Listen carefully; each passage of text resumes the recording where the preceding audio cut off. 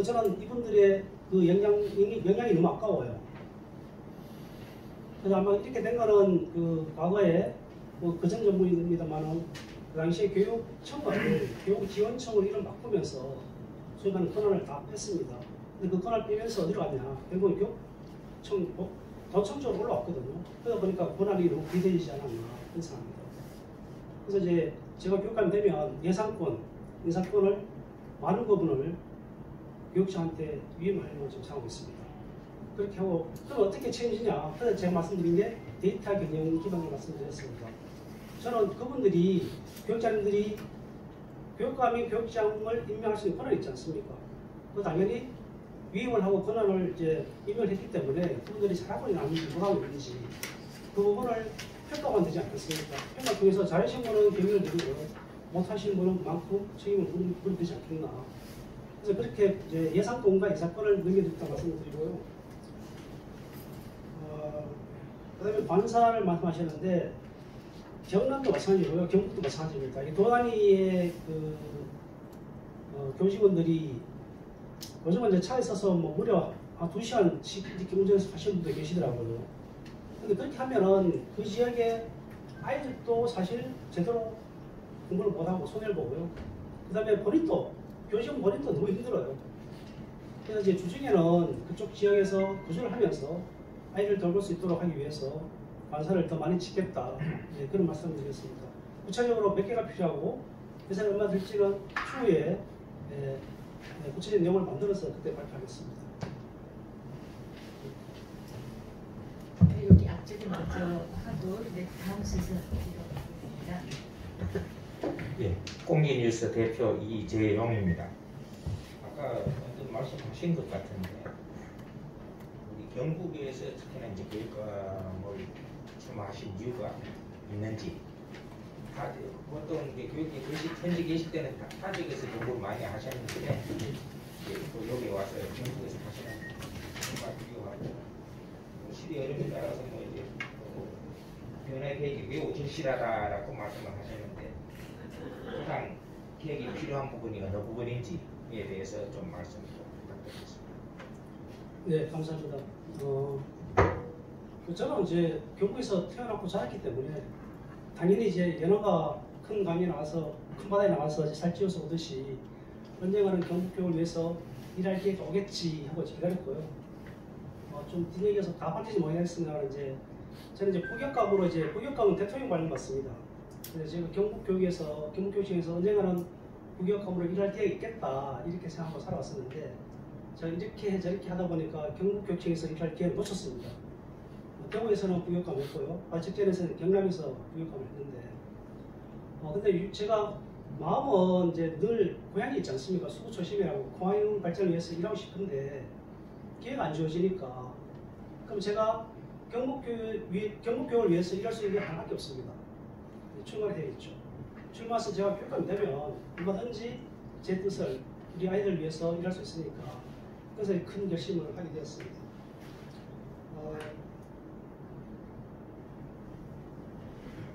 두 번째 말씀 여기를 질문 뭐였죠? 예. 두 번째 질문. 변화에 대해서 말씀하셨습니다. 예. 경북교육의 변화 필요한 부분을 말씀하셨는데요. 가장 큰 문제는 관료주의입니다. 저보다 이제 관료 아니냐 이렇게 질문하시는 분이 계신데 관료주의 특징이 뭐냐면은 그냥 이렇게 현상 유지를 원한다는 거죠. 더 큰 변화를 원하지 않고 지금 경북교육도 마찬가지 아니냐. 사실 뭐 경북뿐만 아니고 다른 시도도 다 비슷합니다. 근데 경북이 특히 심하지 않느냐. 이번에 뒤에 우리 관계자가 계십니다만 이 브리핑 하나 빌리는데 그 난리쳤지 않습니까? 다 하시지 않습니까? 이게 다 관료주의거든요. 이 관료주의가 높다 보니까 소통이 안 되는 겁니다. 현장과 소통 안 되고 선생님과 소통 안 되고 학부모 소통이 안 되는 거예요. 그래서 저는 소통에 중점을 두고 교육감이 된다 그러면 일하겠다 그런 말씀을 드렸습니다. 당연히 이제 보수적인 현상 유지 위주의 그 정책이 아니고 저는 개혁적인 입장에서 교육감으로서 일하겠다는 말씀을 드리겠습니다. 네, 다음 저기 손을 미리 드셨었거든요.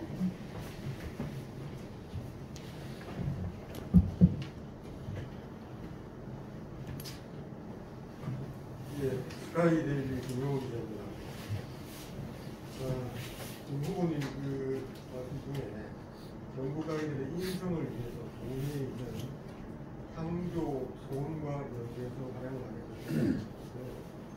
국내에 있는 상조 소원이 서울 성균관재단 산하에 한 240여 개가 됩니다. 국내에는 몇 개나 되는지 굉장하고 계십니다. 그리고 지금 신세대 아이들한테서 이 기성세대가 이 타고난 그런 세대고 꼰대로 이렇게 취급받는 이유가 여기에 그 기성세대의 사고를 자꾸 규정을 하다 보니까 실제로 걸어가면서 이런 문제가 있습니다. 지금 도내뿐만 아니라 전국의 손향도에 계시는 분들이 사실은 지금 저희가 시쳇말로 옆에 가서 큰 소리를 지르지 않으면 못 알아들을 정도의 그런 연세가 있어요. 오히려 그 도내에 있는 교육기관을 활용하는 것이 더 바람직하지 않겠나 생각하는데 이 후보님께서는 도내 향교 소원을 어떻게 활용하실지 답변을 두 가지입니다. 경북 도내의 서원, 향교, 종택 수를 제가 정확히 모르겠습니다. 그러나 확실한 거는 전국에 가장 많습니다. 제가 안동대학교 있을 때 그 당시에 이제 한국국학지휘원이라고 아시죠? 안동에 있습니다. 그 국학지휘원 설립을 제가 한번 맡았었거든요. 그때부터 말씀이 도내에 이런 인프라가 많은데 참 아깝다 말씀드렸고요. 제가 이번에 출마 준비하면서 이제 그 안동 지역에 있는 종택을 몇 군데 가봤어요. 근데 제가 가서 굉장히 놀랐습니다. 저는 뭐 집안이 그렇게 뭐 양반 집안이 아니어서 그런 문화를 몰랐었는데 가서 이제 인사를 나누시는데 우리가 통상은 약속을 하거나 이제 뭐 같이 허리펴서 인사를 하지 않습니까? 그 종대 갔더니 어르신이 저랑 바깥에서는 그렇게 인사하셨는데 다시 방에 들어가셔가지고 자정을 하시고 맞절로 인사하시더라고요. 저는 그 자체가 중요한 게 아니고요. 거기에 들어있는 정신이 중요한 거죠. 그래서 이런 전통문화 정신, 옹고지신 차원에서 이걸 아이들한테 교육 좀 시키자. 사실 요즘 이제 학교가 사실은 많이 선생님은 선생님대로 가버리고요. 아이는 아이들 가르치고 있거든요. 왜냐하면 학교 현장에서 너무 학생들 인권을 강조하다 보니까 서로가 서로를 이제 외면하고 있지 않나. 근데 우리가 전통적인 가치, 효사상, 그죠? 더불어 사는 사상. 그런 것들은 여전히 시대가 바뀌어도 꼭 필요한 그런 마음이 있지 않겠나 싶어서 이 부분을 강조를 하고 있는 거고요. 또 하나는 이제 저걸 이제 설명을 다 못 드렸는데 우리가 이제 같은 학교 폭력이니 뭐 이제 그 자살 예방 교육을 하는데 가장 중요한 거는 사실은 어릴 때부터 정상화면 교육입니다. 그래서 제가 유아교육에 이제 집중하는 거였는데 학교 폭력만 예를 들어도 그리고 이제 부모교육 강화를 하겠다는 내용들이 있어요. 그 내용이 뜻이 뭐냐면 학교 폭력이라는 가해자 학생들의 집안 배경을 보면요, 가정 배경이 굉장히 많습니다. 그래서 어릴 때부터 부모교육이 필요하거든요. 어릴 때부터 정서교육을 하는데 인성 예절 교육을 통해 가지고 하게 되면 학교 폭력도 줄어들고 당연히 이제 인성 같은 경우에서 성격도 올라오지 않겠나 그런 차원에서 제가 말씀을 드렸습니다. 자세한 내용은 이것도 마찬가지입니다. 도대체 그 경북 도내 전체 인프라가 얼마고 그다음에 우리가 필요한 아이들 교육에 1년에 얼마나 시게 되고 그죠? 그래서 어떻게 짜야 되고 이것들은 나중에 준비를 된 대로 발표를 하도록 하겠습니다. 네, 저희가 추후에 계속 순차적으로 이런 기회를 가질 테니까 여기까지 만족해 주시기 바랍니다. 네. 예, KTN 발행인 김도영이라고 합니다. 출마하신 거 축하드리고요. 아까 문재인 대통령 정권 들어서서 전체적으로 학력 수준이 떨어졌다고 하시는데 그에 대한 이유가 무엇이고, 그다음 이 경북의 학력 수준이 대학 학력력 시험에서 13위를 했다는데 앞으로 절반까지 끌어올리려면 구체적으로 어떤 식으로 교육을 시켜야 그렇게 이제 상승이 될 수 있는지에 대한 정확한 답변을 부탁드리고요. 마지막으로 오늘 교육청 입구 들어오실 때 현수막 보셨는가요? 그 현수막 내용을 숙지하셨다면 아까 경부의 문제점, 교육 문제점을 찾아서 건강검진식 교육을 시행하겠다 하셨는데 어떤 식으로 하시는지 그거에 대한 답변 좀 부탁드리겠습니다. 예. 2008년도 당시 MB정부 초창기입니다. 그때는 학생들 학력 성적을 평가를 했어요. 이유가 뭐냐면은 평가를 해야 현재 수준을 알 수 있잖아요. 우선은 진단평가죠. 그래서 학생들 학력을 높이려면 현재 학생이 어느 정도 수준이 알아야 되는 건데 문재인 정부에서 그걸 줄서기 한다. 아니 차이가 안 돼가지고 다 없애버렸어요. 그래서 초등학교, 고등학교 학교는 비교 성적이 없어요. 그래서 그렇다 보니까 이제 객관적인 수준을 알 수 없기 때문에 처음부터 들어가기 힘든 거죠. 특히 뭐 자유학기 들어오면서 때 그런 문제가 더 많아졌고요. 어쨌든 간에 이제 그런 상황에서 성적이 낮아졌는데 저는 어떤 형태로 내 평가를 하겠습니다. 평가를 해서 아이들한테 줄 서기 위한 평가 아니고 아이들한테 필요한 내용이 뭔지 가르쳐주기 위해서 소위 동기부여라는 것도 있고요. 그 다음에 학습 처방이 들어가기 위해서 꼭 필요한 부분이 데이터이지 않나. 그래서 저는 어떤 형태로 평가를 하겠습니다. 그리고 아까 이제 들어오면서부터 현수막을 봤는데 제가 본 현수막을 말씀하시는지는 모르겠지만 그 비정규직 문제 그걸 봤습니다. 저는 기본적으로 같은 일을 하면 같은 월급을 받는 게 맞다고 생각합니다. 다만 이제 그 교육청의 비정규직 숫자가 굉장히 많을 거예요. 경감 보니까 정규직보다 거의 10배가 되더라고요. 엄청나게 많아졌는데 근데 이분들 그 보수를 한꺼번에 올려줄 수 없을 거예요. 그러면 예산이 감당이 안 될 겁니다. 그래서 그거는 나중에 제가 만약에 교육감이 당선되고 취임한다 그러면 요건 착실하게 노조와 협의해서 그런 이렇게 순차적으로 인정을 할 수 있도록 그렇게 하겠습니다. 답변 됐습니다. 하나 더 말씀하셨나요? 성적을 올릴 수 있는 방안이 있는지 그것도 여쭤보고. 예. 줄세기 뭐 그 부분 됐습니다. 족합니다. 됐습니까? 네. 말씀드릴게요. 있습니다. 있는데 오늘 말씀 못 드리겠고요. 왜냐하면 이건 굉장히 민감 부분이고 어쨌든 간에 성적을 올리는데 좀 포인트를 드리겠다는 말씀을 드리겠습니다. 예. 네. 더 한두 분만 더 받고 될까요? 더 뜻이 질문 있으시면 손 들어주십시오. 네. 예. 우리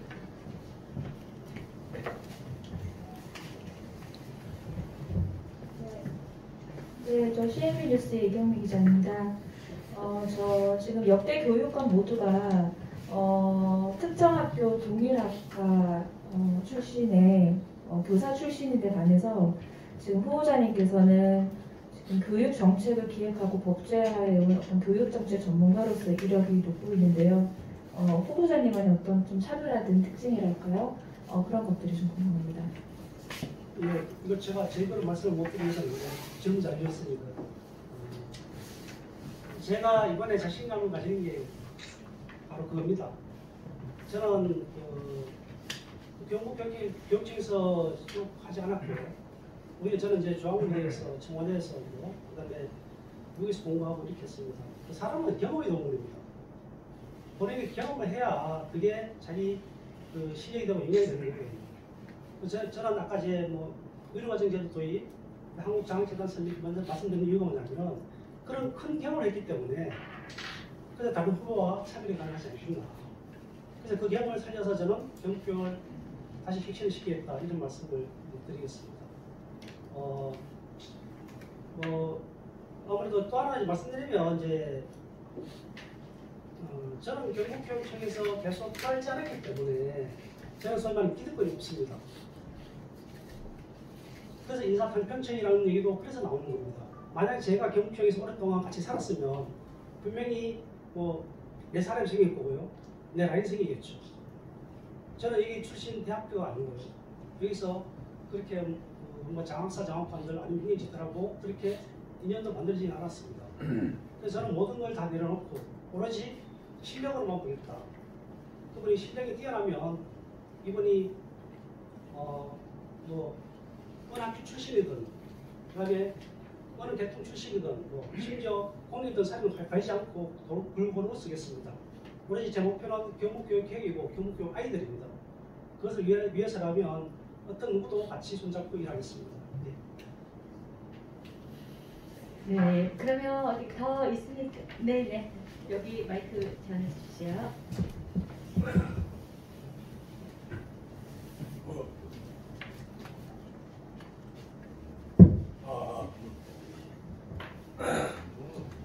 서울일보 신윤길 기자입니다. 오늘 그 기자들과 후보님하고 대화를 나누면서 과연 후보님께서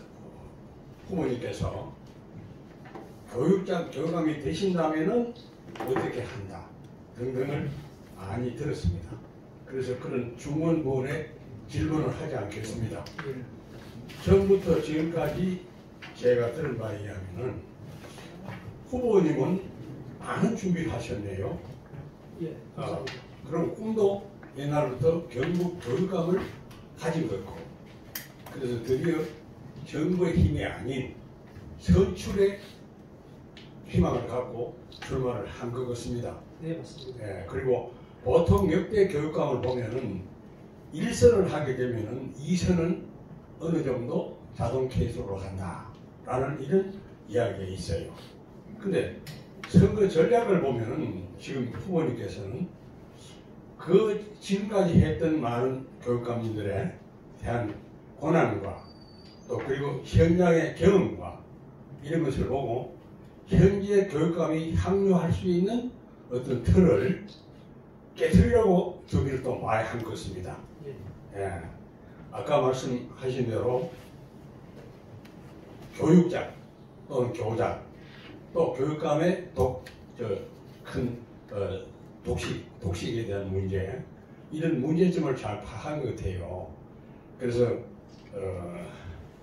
여태까지 기자단하고 이야기하는 그런 내용 이외에 지금 현재 교육 정책보다도 더 나은 그런 설계를 가지고 도전한다면은 아마 희망을 좀 가져도 되지 않겠냐 이런 생각이 들었습니다. 들었는데 사실 지금 현재 교육은 이래요.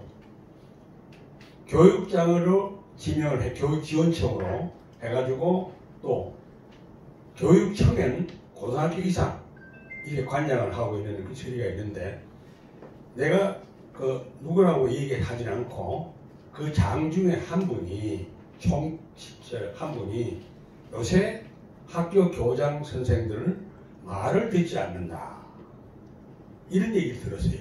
애로사항을.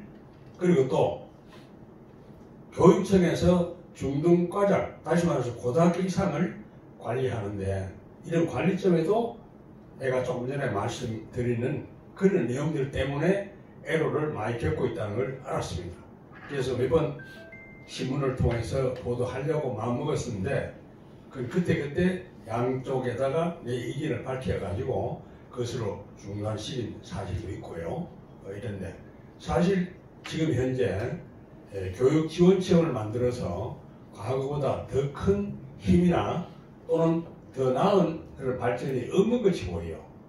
제가 현장을 확인한 결과에 따라서.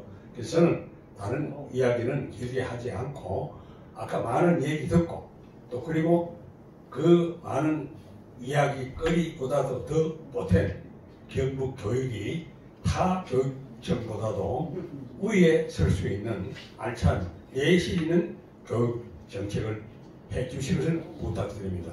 감사합니다. 예, 감사합니다. 한 가지 약속을 꼭 드리겠습니다.